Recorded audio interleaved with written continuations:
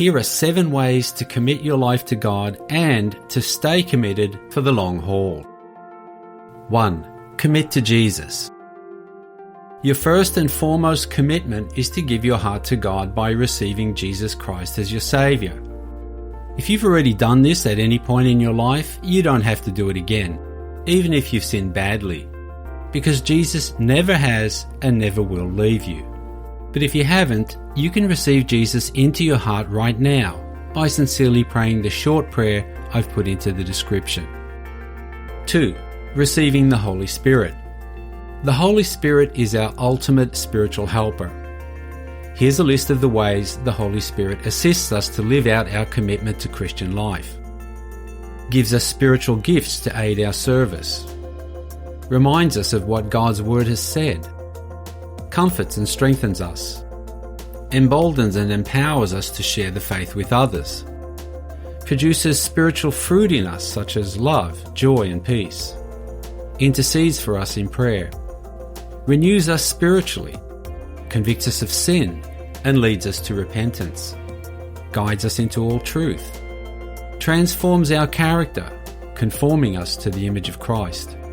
Stirs up worship, praise and thanksgiving in our hearts.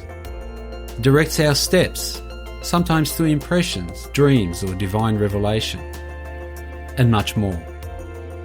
You can receive the baptism of the Holy Spirit right now by simply asking for it. Please see the prayer I've put in the description. 3. Commit to God's Word. God's Word is food for your soul and is an essential component of the committed Christian life. It's by reading, studying, and memorizing the Bible that you grow spiritually and get to know God intimately. You get to know who He is, what His will is, and what He expects from you. The Word of God helps us to grow in faith and strengthens our spiritual muscles. Meditating on the Word brings blessings, success, wisdom, spiritual insight, and understanding.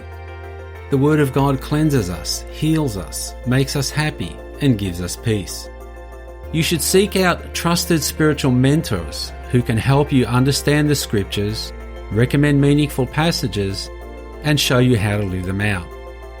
Attend in-person Bible readings or studies, or go online to the internet, YouTube, or other social media platforms where there are plenty of teachers and resources.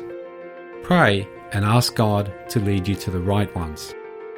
Besides the Bible, read inspirational devotional material like daily devotionals, guided prayer books and reflections.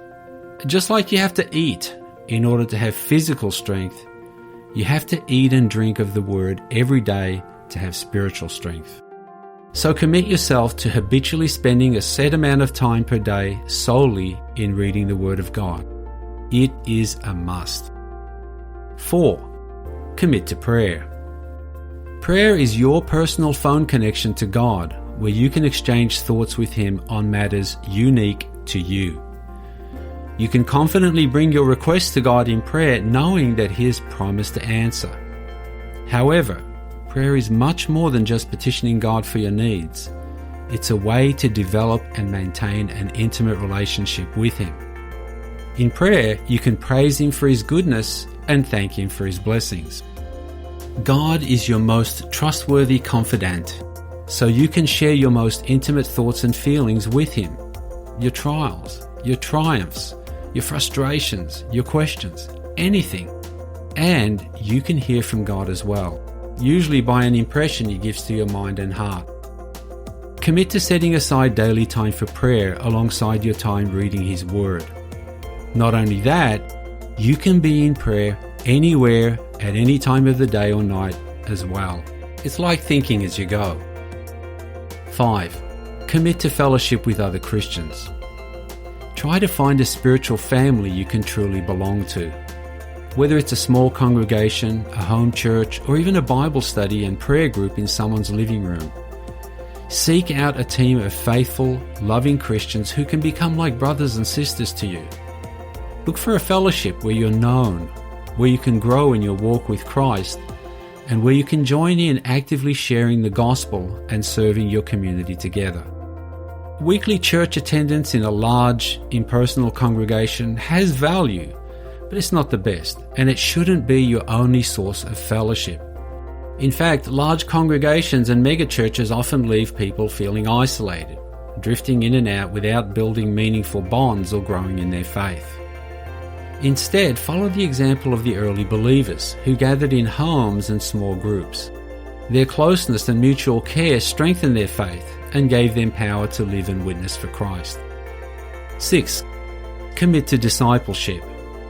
The life of a disciple is much more than just going to church, resisting sin, and holding on to faith. It is actively pursuing your relationship with God, living according to His great commandment to love Him and others, and participating in His work to reach the lost with the gospel. Commit yourself to modeling Jesus in your life and displaying the fruit of God's Spirit. Commit yourself also to growing in love for those you come across in your daily life and sharing your faith with them. Partner with your church or fellowship group in their outreach activities. No matter what your age and circumstances are, there's always something you can do to further the kingdom. Jesus had followers from all walks of life. There were the 12 disciples who left their jobs to follow Him full time, a wider circle of 70 others sent on mission, wealthy financial and material supporters like Joanna and Susanna, clandestine followers in positions of power and influence like Nicodemus and Joseph of Arimathea. There was the boy who offered his lunch so Jesus could feed 5,000, and many, many others who did their parts, great and small. As Jesus said, "The harvest is plenteous, but the laborers are few." You can be one of those needed laborers. Above all, the main requirement is a commitment to have a willing mind and heart to perform whatever He asks you to do. 7. Commit to resisting temptation. Often when you make a commitment to God, all hell breaks loose as the devil pulls out his big guns to try to derail you. He'll tempt you to doubt. He'll tempt you to go back to your old habits and sins. He'll try to discourage you. He'll try to distract you. He'll try every trick in the book to nullify your effectiveness or to get you to quit altogether. You should expect this and not be discouraged by it. Commit yourself to fighting the good fight of faith.